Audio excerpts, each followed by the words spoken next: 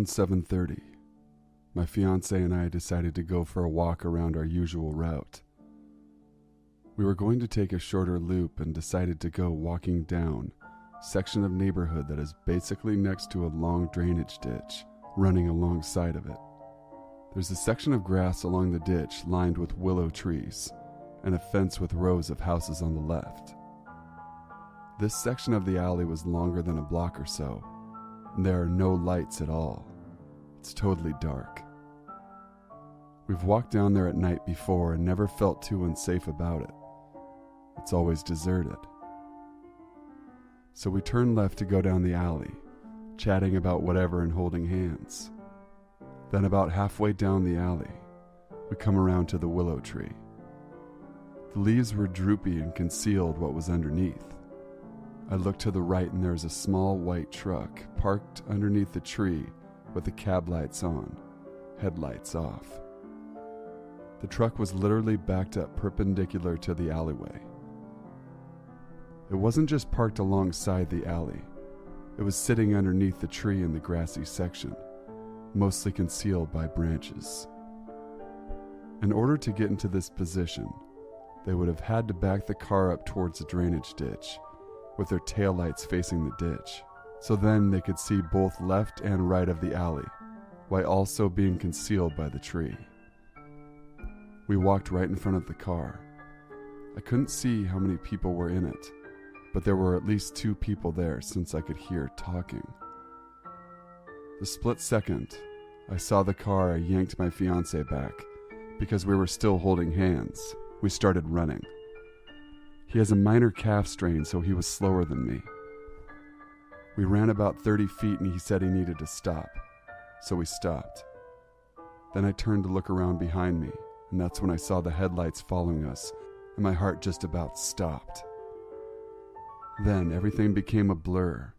I took off running again, faster than I think I've ever run before, and I was wearing these shitty moccasins. My fiancé was a few paces behind me and I screamed at him, "You better keep fucking running." We ran past the alley without looking back and finally got to the residential street and into our complex's car parking lot. I turned to look out onto the street. Sure enough, there was a white pickup, cruising slowly by, still with the cab lights on, and there was a short-haired man turned around in the back seat, looking at me.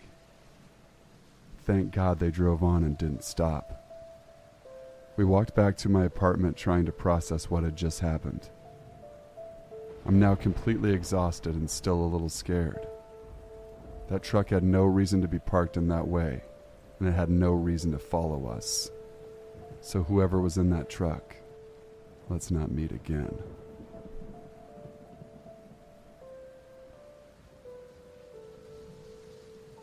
So this happened a few months ago, and I'm still scared to this day.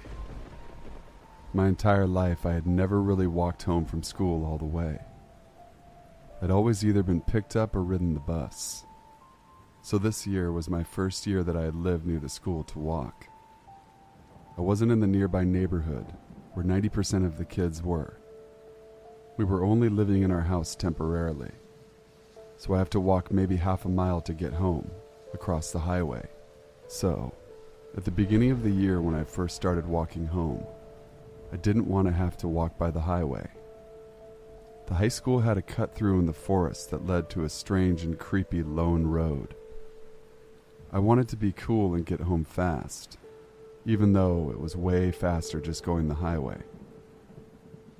I walked down across to the forest to get to the cut-through point.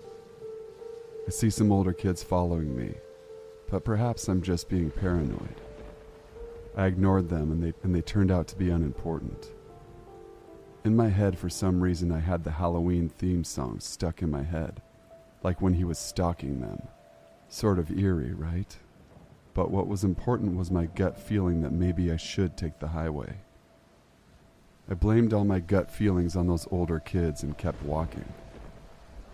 Eventually, I cut through the forest and get to the road. The road is gravel with some dead grass in the middle of it. I see where the highway is, but the road seemingly extends deep into the brambly forest. I decided that this is a waste of time and I take the highway. But the next day I didn't want to give up. I wanted to conquer the road. So I foolishly went back to the road. Same sort of thing. An eerie, lone road with dead shrubs growing on it. I keep walking down the eerie road this time. I notice that there are 0 cars coming up or down this road. It's like it was abandoned. I kept walking into big spider webs in the middle of the road, which prove that there haven't been cars there often. Otherwise, there would be no webs. I continue walking down the road. It leads nowhere, it just keeps going deeper. I'm starting to get a bit scared at this point. Any car could drive down the road and take me. Nobody would hear me scream. I start jogging back up to the center of the road. I saw a big gap in the forest where there were power lines. Finally, I thought to myself. The ground next to the lines were still overgrown and full of ticks and tall grass, not to mention thorns and sticks. I kept walking down the area, and I was taking my sweet time. I finally made it to a small ravine in the middle of the road. I jumped over it and continued on my way. I eventually get stuck around a big bush because I didn't want to walk through the tall grass and get dirty. I must have been trying to work around the bush for 2 minutes, and then it slammed on me, stone cold. I look up and see a man standing a good distance away from me. I don't move. I don't say a word. My heart is pounding. This man has a creepy, dark, green rugged shirt, shaggy brown hair, and just overall creepy. He's staring at me, and then he grins. His face literally fucking grinned. He gestured for me to come over to him, and then he steps to the side, where I can no longer see him. I hear leaves crunching. He is coming after me. The adrenaline has been pumping for about 30 seconds now. I bolt like lightning, fast up the hill. I don't care about not getting dirty anymore. I just want to get out of there. I finally make it to the road, and I get to the highway. I turn back. No sign of the creepy man. I make it home and promise myself that I'm never, ever trying to cut through there again. The scary thing is, though, that had he just stepped to the side in that forest, I would never have seen him. I could have made it up to the hill and he could have grabbed me, and I'd never been seen again, or the fact that I lived nearby. The creepiest part was that he grinned at me and made his way towards me. Now, any normal adult would have been like, "Hey, are you lost? Can I help you?" Nope, this guy just stood there and watched me for who knows how long. All I know is that it caught me completely by surprise, and he grinned. I can safely say that I have never ever tried to cut through the forest again. I will occasionally go on the top of the road and onto the highway, but I never go deep into the road ever again. It's creepy how it leads seemingly nowhere. I have not encountered the creepy dude since, and hopefully I never will. So I live on a remote New England street. I just moved here recently from New Mexico. We moved into a gorgeous house about 4 driveways up from a Mormon church. This church has services at random times. I'm agnostic and not truly tuned into the schedule that they keep. So tonight, I was driving home from work and listening to a new episode from True Crime Garage podcast. I didn't want to stop listening, so instead of driving straight home, I slowed my speed so I could finish my episode, and decided to do a slow turn around the church as I listened. I'm super paranoid because of all my true crime obsessions, so my car doors were always locked. But since we live in a safe and upper-class neighborhood, I wasn't terribly on alert, even though the church was dark. But as I cruised around the church lot to enjoy my podcast, a man stepped out of the shadows of the church's dumpster and into the light. He He was walking in a bizarre, stumbling gait and actually lunged at my car door. He had a beard but was otherwise kempt and clean-looking, so it was the odd manner of his gait that scared me. I floored it and drove off as fast as possible as he lurched at my SUV, his fingernails actually scratching at the metal of my back door. I was so freaked out that I drove for a while, not going home but just circling streets till I finally went home. My husband is out of town for training. He's military, so it's just me and my 2 pit bulls. They make me feel pretty safe, and I do have a gun that my husband leaves me, but as a true crime addict, I'm always on edge. I called my husband Aaron, and he reassured me that it was probably a homeless guy, but to keep the gun nearby and the dogs by the bed. So I do my nightly routine and head to bed. As I'm falling asleep, my dogs go wild, barking, rushing from door to window. I lie stock still upstairs and keep my hand on my gun as I listen to them barking. Over the pounding of my heart, I hear the front doorknob rattle as someone tries to twist it open. I can hear my dogs barking and snarling, and after a few seconds, one of them hits the window downstairs, barking his head off. I slid off my bed and grabbed my cell, dialing 911 from the floor. About 30 silent minutes later, cop cars pull into my yard and take my statement. I was still terrified and shaking, and when I went to the door to talk to them, the porch light illuminated footsteps all around my door in the snow and around each window. I can only imagine it was a guy from the church, but I have no idea how he knew which house was mine. I park in the garage, so he must have been watching as I came home and pulled in, recognizing my vehicle. My husband is home now, but I'm still scared stiff. I don't even walk in front of our uncurtained French doors. I'm terrified.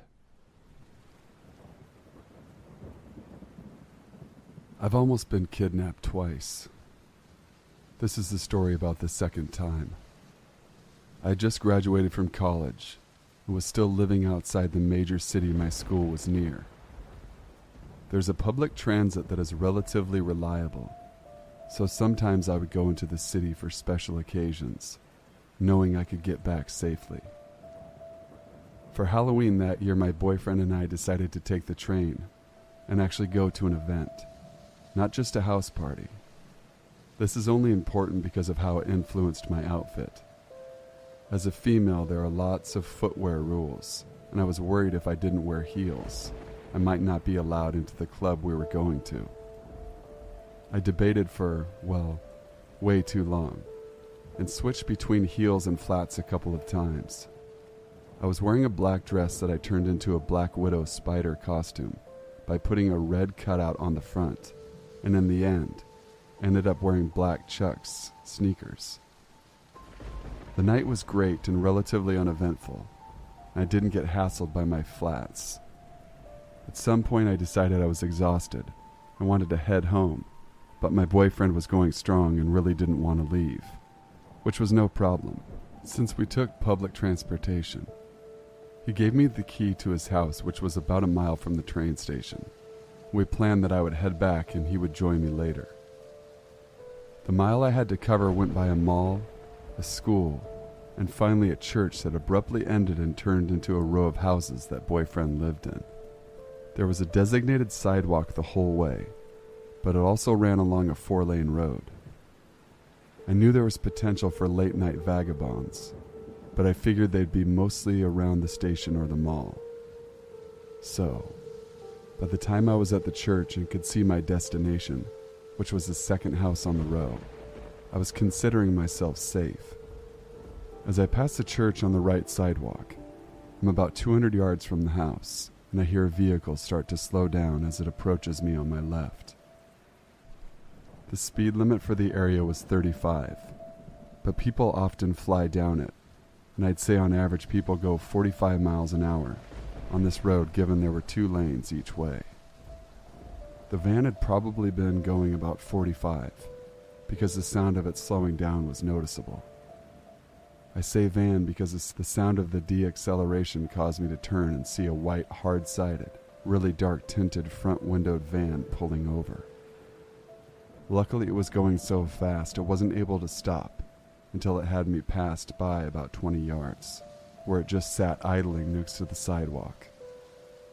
I stopped walking because there was no reason for the van to stop there, and I didn't want to walk by the sliding door.